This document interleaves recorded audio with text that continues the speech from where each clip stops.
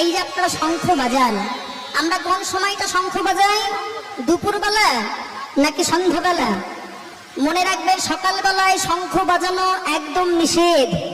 সকালবেলায় কোনো মতে শঙ্খ বাজাবেন না। শঙ্খ যদি বাজাতে চান তাহলে সন্ধ্যাবেলাতেই বাজাবেন।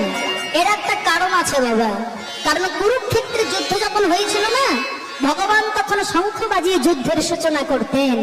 তাই আর যখন সন্ধ্যা হতো তখন আবার যুদ্ধ সমাপ্তির শেষে আবার তিনি শঙ্খধ্বনি করে জ্বালিয়ে দিতেন, এবার শান্তি।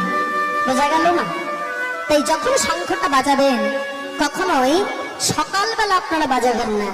আপনার শঙ্খটা বাজালে সন্ধ্যার সময় বাজাবেন। কেন জানেন? কারণ সন্ধ্যার সময় শঙ্খ বাজালে, শঙ্খ বাজালে অনেক উপকার হয়। আমাদের ঘরে মঙ্গল ঘটে, ওটা হলো মঙ্গল ধ্বনি। সুখ আসে, শান্তি আসে, আনন্দ আসে, যশ বাড়ে, এগুলো করতে হবে। তবে ভগবান যেটা বাজিয়েছিলেন সেই শঙ্খটির নাম হলো পাঞ্চজন্য শঙ্খ। ও মায়েরা, তবে শঙ্খের সৃষ্টি বলছে, অনেকে তো অনেক রকম ভাবে ব্যাখ্যা দিয়েছেন। বলছে একবারে যখন বাবা যুদ্ধ লেগেছিল দেবতা এবং অসুরদের মধ্যে, যে যুদ্ধটা লেগেছিল না, সেই যুদ্ধের সময় তখন ভোলানাথ একটি ত্রিশূল ছুড়ে দিয়েছিল অসুরদের দিকে।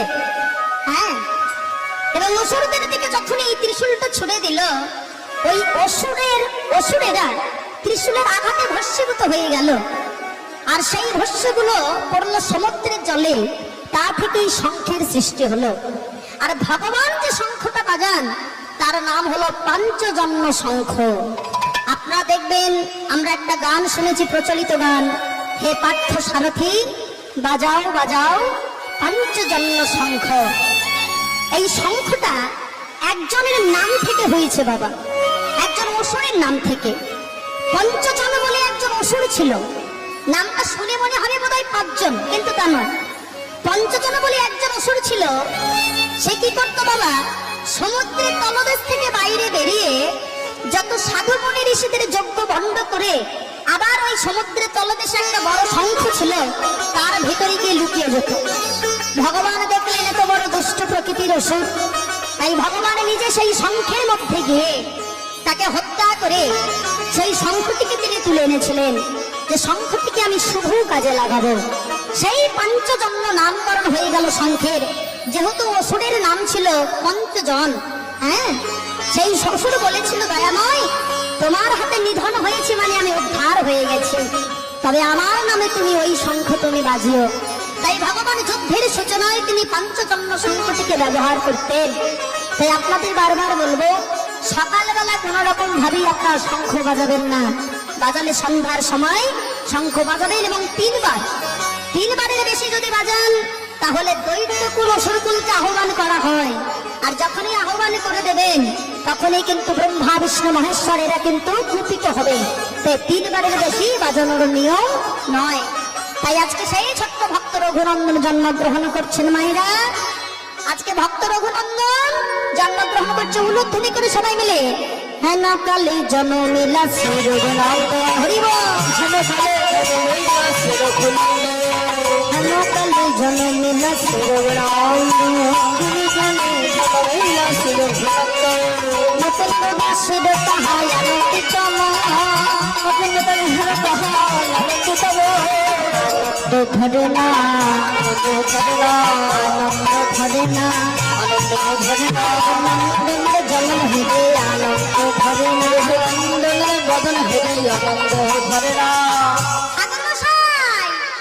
আপনার ছেলে হয়েছে, তাড়াতাড়ি নিয়ে এসো, তাড়াতাড়ি সদ্যজাত ছেলে নিয়ে মা সরস্বতীর চরণে দিয়েছে। ও মায়েরা, সদ্যজাত ছেলে নিয়ে আমরা সোনা দানা দিতে ব্যস্ত থাকি, আর সেখানে কিনা সরস্বতীর চরণে দিয়েছে। ভাবুন, সে ভক্ত না হয়ে পারে? মা সরস্বতীর শ্রী চরণে কইল সমর্পণ, সরস্বতীর শ্রী চরণে কইল সমর্পণ, সরস্বতীর শ্রী চরণে কইল সমর্পণ, সরস্বতীর শ্রী চরণে কইল সমর্পণ। আশীর্বাদ করো মা, আশীর্বাদ করো মা, আশীর্বাদ করো মা, আশীর্বাদ করো মা, ভাগবত পড়তে পারে আশীর্বাদ করো মা, ভাগবত পড়তে পারে আশীর্বাদ করো মা। দুই কানে শোনাইল মধুর হরিনাম, শোনাইল মধুর হরিনাম, ওই কানে শোনাইল মধুর হরিনাম, কানে শোনাইল মধুর হরিনাম, হরিনাম শোনালো, হরিনাম শোনালো, হরিনাম শোনালো, শোনালো মায়ের কথা শোনার আগে হরিনাম শোনালো, মায়ের কথা শোনার আগে হরিনাম শোনালো। মায়ার কথা শোনার আগে আমরা জন্মানো মাত্র বাচ্চা দেখবেন কেঁদে ওঠে, কেন না গর্ভের ভিতরে যাকে দেখেছিলাম এ তো তারা নয়। তাই মায়ার কথা শুনিয়ে দেওয়ার আগে হরিনাম যদি শুনিয়ে দেওয়া হয় সে কি ভক্ত না হয়ে পারে? এই ছোট্ট ভক্ত রঘুনন্দন দেখুন মা ধীরে ধীরে বড় হচ্ছে, সবে কথা বলতে শিখেছে।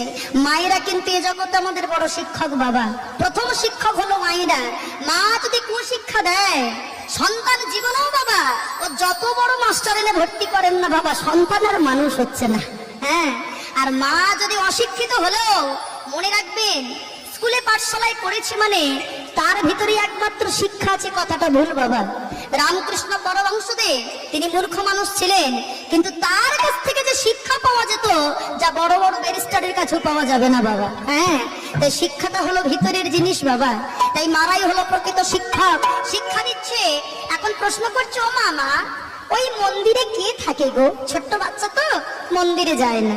ও মা কে থাকে মন্দিরে? বাবা প্রতিদিন এত এত নাড়ুর থালা নিয়ে প্রতিদিন মন্দিরে যায়। কে থাকে বলো তো? আমরা হলে কি বলতাম মা? তারপরে ঠাকুর মায়ের শিক্ষাটা দেখুন, শোনো বাবা ওই মন্দিরে আমার বড় ছেলে থাকে, তার নাম হলো গোপীনাথ, আর তুমি হলে আমার ছোট ছেলে, তোমার নাম হলো রঘুনাথ। মা তাহলে তো আমার দাদা, কিন্তু আমি তো খাই, দাদা কিছু খায় না কেন? বাবা এত এত নাড়ু নিয়ে যায়, যেমন নিয়ে যায় তেমন আবার ফিরিয়ে আনে, খায় না কেন? আমরা হলে কি বলতাম বাবা? যে ঠাকুর কিছু খেতে পারে না। মায়ের শিক্ষাটা দেখুন, শোনো বাবা তোমার ওই মন্দিরের দাদা সে হলো বড় অভিমানী, তার কাছে অনেক সাধ্য হয়, অনেক কাঁদতে হয়, তবেই সে সেবা করে। দেখেছেন আপনার ছোট্ট বাচ্চাটার কানে যদি আপনি মন্ত্র দেন যে বাবা ভগবানের কাছে প্রতিদিন তুমি কেঁদো বাবা, সে কি না শিখে পারে? ওটাই তো জানবে। কিন্তু মা দাদার গায়ের রংটা কি আমার মতো ফর্সা? না বাবা, তোমার দাদার গায়ের রংটা একটু কালো, কিন্তু বাঁশিটা বাজায় খুব ভালো। দেখার ইচ্ছাটা আরো বেড়ে গেল। দেখতে দেখতে মাঘ মাসে শ্রী পঞ্চমী তিথি আসলো। রঘুর বয়স ৫ম বৎসর উত্তীর্ণ হয়ে গেছে। মন্দিরে এতদিন যেতে পারত না, আজ কিন্তু শিক্ষা পেয়ে গেল। অনেকে বাবা যেতে দেয় না, কারণ বাচ্চারা পায়খানা প্রস্রাবের নিয়ন্ত্রণ জানে না। মন্দির অপবিত্র হবে, অনেক মানুষের নিয়ম পালন করেন। সঙ্গে সঙ্গে ওই মন্দিরের মধ্যে যেই না বাবা গিয়েছে, আর এদিকে দূরে দাঁড়িয়ে রঘুনন্দন দেখছে বাবা কত সুন্দর পূজার ব্যবস্থা করছে। ঠিক এমন সময় একদিন একটি শ্যামবর্ণের ছোট্ট ছেলে কবিরাজ মশাইয়ের চরণে আছাড় খেয়ে বলল, কবিরাজ মশাই আপনি এক্ষুনি চলুন, আমার বাবা না হলে মারা যাবে। কি কি তুই বাবা? আরে পা ছাড়, কি হয়েছে তোর? পা ছেড়ে দে। কবিরাজ মশাই আপনি এক্ষুনি না গেলে আমার বাবা যে মারা যাবে। কিন্তু আমি তো এখনো ভোট দিইনি, এখনো প্রসাদ দিতে পারিনি গোপীনাথের, আমি কি করে যাই? ওই তোমার রঘু দাঁড়িয়ে আছে। এই কয়েকদিন আগে আমার রঘু তো 5 বছর উত্তীর্ণ হয়ে গেছে, আমার রঘু তো পুজো দিতে পারবে। আয় রঘু, রঘু এদিকে আয়, এদিকে আয় বাবা, এদিকে আয়।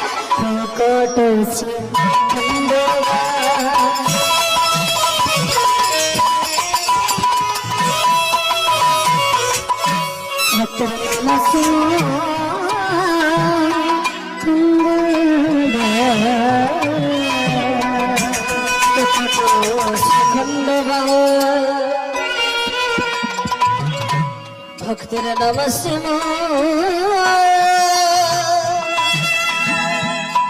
মুকুন্দ ঘড়ি গোপীনাথ শিব জানি ভজতি নাথ শিব জানি ঘরে গোপীনাথ সে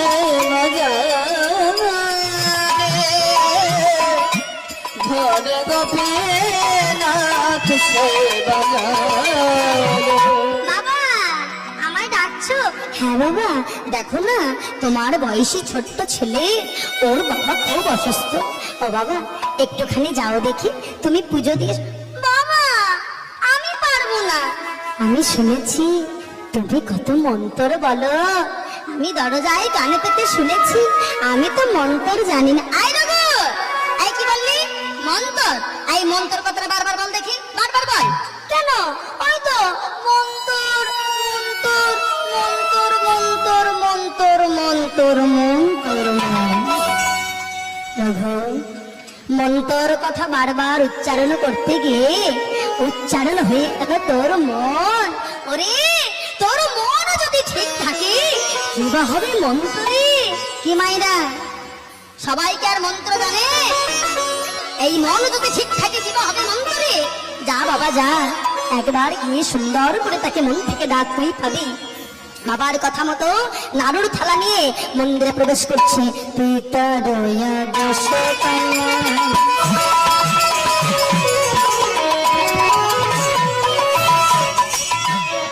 জগনন্দনে জয়া পিতা দয়া দশ পাইয়া শ্রী রঘুনন্দনে জয়া গোপীনাথে সম্মুখে আসিলা, গোপীনাথে সম্মুখে আসিলা, গোপীনাথে সম্মুখে আসিলা, গোপীনাথে সম্মুখে আসিলা। গোপীনাথ নাম সেবা করো, গোপীনাথ নাম সেবা করো, গোপীনাথ নাম সেবা। কি দাদা? কি গো? ও মায়ের আর তো কোনো কিছু জানে না, বারবার ওটাই বলছে গোপীনাথ নাম সেবা করো, নাম সেবা করো। ভগবান তো খাচ্ছে না। কি খাচ্ছ না কেন? ও আমারই তো ভুল হচ্ছে। কারোর মাথায় যদি এরকম একটা ভারী চূড়া থাকে সে খেতে পারে? হ্যাঁ আমারই তো ভুল হচ্ছে। বিশুদ্ধ ভালোবাসাটা দেখুন বাবা। হ্যাঁ ছোট্ট বাচ্চা তো আর অত বোঝে না, ধীরে ধীরে ওই বেদির উপরে এক পা দুপা করে উঠে গেছে। ও মায়েরা, ভগবানের বেদিতে আমরা হাত দিতে ভয় পাই, সেখানে পা দিয়ে উঠেছে। ও বাবা, দাদা গো, এই যে দেখো তোমাকে এই চূড়াটা খুলে দিলাম। আচ্ছা তুমি তো একদম নাড়ু খাবে তাই তো, হাতে বাঁশিটা নিয়ে কি করছো? শুনবো শুনবো, মা বলেছে তোমার গায়ের রং কালো কিন্তু বাঁশিটা নাকি বাজাও ভালো। শুনবো পরে শুনবো, আগে আগে খাইয়ে নি। দাঁড়াও, বাঁশিটাও খুলেছি। ভগবান মনে মনে ভাবছে বেটা করে কি, যে আমার চূড়া খুলে বাঁশি খুলে। আরে বাবা আমি তো পাথর, আমি কি এখন নিজ পায়ে হেঁটে গিয়ে নাড়ু খাবো নাকি? বেটা করছে নাকি? বাবা সব খুলেছে। ও দাদা, যা যেখানে যা খোলার খুলে ডাকছে, দাদা এসো দাদা একবার খেয়ে নাও। কি গো হাসছো না? ওহো, মা বলেছে তোমার কাছে নাকি অনেক কাঁদতে হয়, অনেক নাকি শান্তি হয়। আচ্ছা দাদা, কাদা মানে যদি চোখের জল হয়, সাদা মানে কি গো?